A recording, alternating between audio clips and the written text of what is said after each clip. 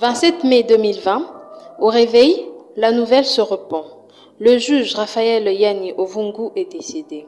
Président de la cour du célèbre étendu procès de Vital Kamerhe a rendu l'âme dans la nuit. Selon les premières informations, il aurait piqué une crise avant d'être acheminé dans une clinique VIP dans l'ouest de Kinshasa où il n'a survécu. Rapidement, la rumeur et des déclarations contradictoires gagnent les réseaux sociaux.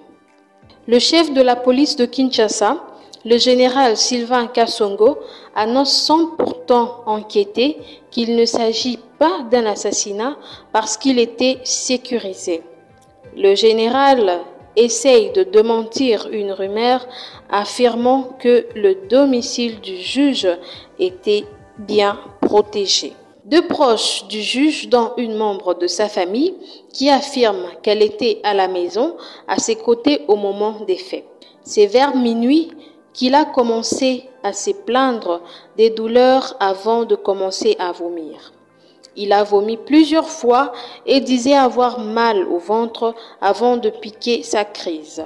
Nous l'avons acheminé au centre hospitalier de Nganda où il a rendu l'âme.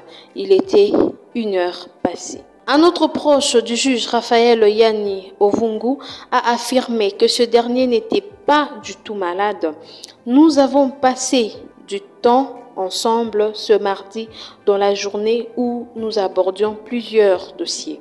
À aucun moment, affirme-t-il, il m'a semblé souffrir. Son décès est plus qu'étrange. Nous n'allons pas laisser passer cela, dit son proche qui est aussi un juge.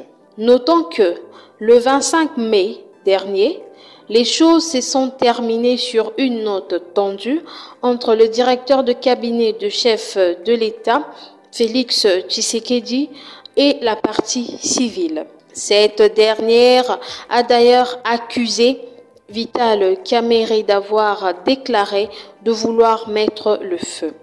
Mais ne nous dites pas que vous allez mettre le feu parce que vous ne pouvez pas menacer les avocats. Je vous ai entendu, monsieur. Mais ne nous dites pas que vous allez mettre le feu parce que vous ne pouvez pas menacer les avocats. Je vous ai entendu, monsieur. Alors que son épouse, Amida Chatur Kamerhe, a été nommée par la partie civile pour comparaître à la prochaine audience en tant que renseignante.